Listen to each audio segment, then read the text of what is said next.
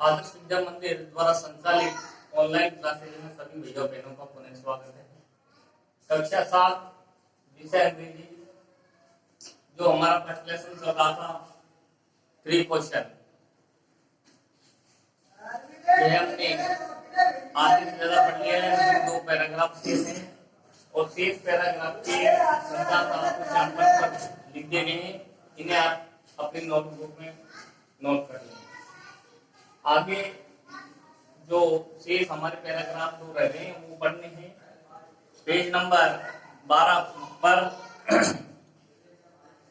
सभी भैया बहन पेज नंबर 12 खोल लें और नीचे जो पैराग्राफ दिया गया है उसे पढ़ेंगे।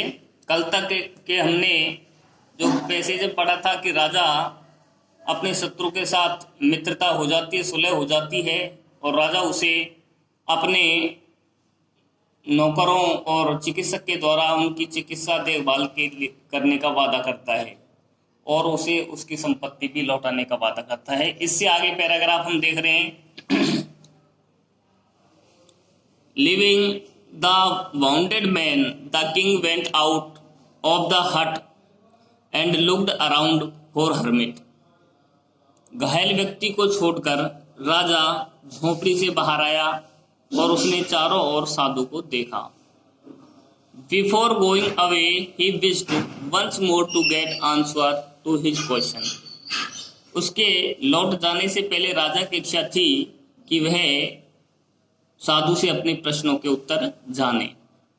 The hermit was on his knees sowing seeds in the beds that had been dug the day before. राजा एक दिन पहले खोदी गई क्यारियों में अपने घुटनों के बल बैठकर बीज बो रहा था। The king went up to the hermit and said, "For the last time, I beg you to answer my question wisely." राजा साधु के पास गया और कहा अंतिम बार कि हे बुद्धिमान संत, आप मेरे प्रश्नों के उत्तर दीजिए, मैं आपसे निवेदन करता हूं। You have already been answered, said the hermit, still bending down to the ground and looking up at the king as he stood before him. आपने पहले ही उत्तर जान लिए हैं, साधु ने कहा, जो अभी तक जमीन की ओर झुका हुआ था और उसने राजा की तरफ देखा। As he stood before him, जो उसके सामने खड़ा हुआ था। How have I been answered? What do you means? राजा बोला कि भाई मैंने प्रश्नों के उत्तर किस तरह जान लिए हैं, आपका कहने का मतलब क्या है। डू यू नॉट सी, क्या आपने नहीं देखा। रिप्लाइड द हर्मिट, साधु ने उत्तर दिया, if you had not pitied my weakness yesterday and had not dug these beds for me. यदि आप मेरी दुर्बलता पर दया नहीं करते और कल मेरे लिए आप ये क्यारियां नहीं खोदते, you would have gone away, और आप चले जाते। Then that man would have attacked you and you would have wished you had stayed with me. कि वह छुपा हुआ व्यक्ति आकर आपके ऊपर हमला कर सकता था। You would have wished you had stayed with मी, और आपकी जो मेरे पास ठहरने की इच्छा थी। So the most important time was when you were digging the beds. इसलिए सबसे महत्वपूर्ण समय वह था जब आप मेरे लिए क्यारियां खोद रहे थे। And I was the most important man, और मैं ही सबसे महत्वपूर्ण व्यक्ति था। And to do me good was your most important business. और जो आपने मेरे लिए किया था वह सर्वाधिक महत्वपूर्ण कार्य था। Afterward, when the man ran to us, उसके बाद वह व्यक्ति हमारे पास दौड़ता हुआ आया। The most important time was when you were caring for him, और सबसे महत्वपूर्ण समय वह भी था जब आप उसकी देखरेख कर रहे थे।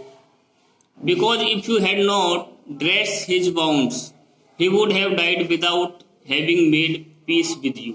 यदि आप उसके घावों की मरहम पट्टी नहीं करते, he would have died without having made peace with you, तो वह आपके साथ बिना सुलह किए हुए, शांति किए हुए मृत्यु को प्राप्त हो जाता।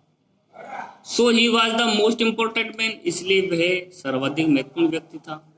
And what you did for him was your most important business, और जो आपने उसके लिए किया वह सर्वाधिक महत्वपूर्ण कार्य था। Remember then, there is only one time that is important, याद रखें कि सर्वाधिक महत्वपूर्ण समय वही है, and that time is now, और वह समय अब है। It is the most important time because it is the holy time, because it is the only time we have any power to act.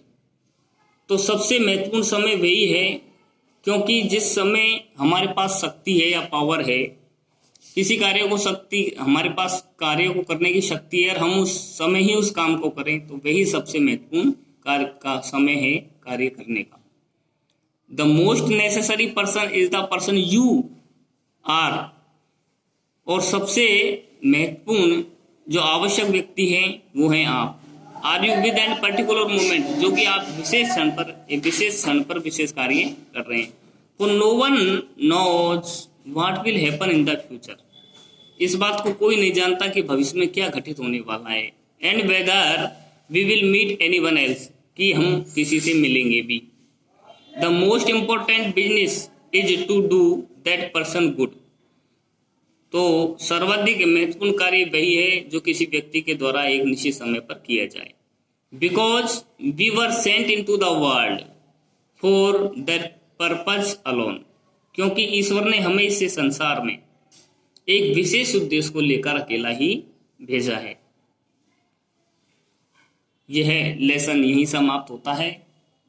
सभी भैया बहन इस वीडियो को बार बार सुनेंगे और पाठ पढ़ने का प्रयास करेंगे और इसका हिंदी अनुवाद करेंगे। इससे आगे जो इस लेसन के कंप्रेशन चेक और जो टेक्स्ट बुक वाले क्वेश्चन हैं वो हम अगले वीडियो में करवाएंगे। धन्यवाद।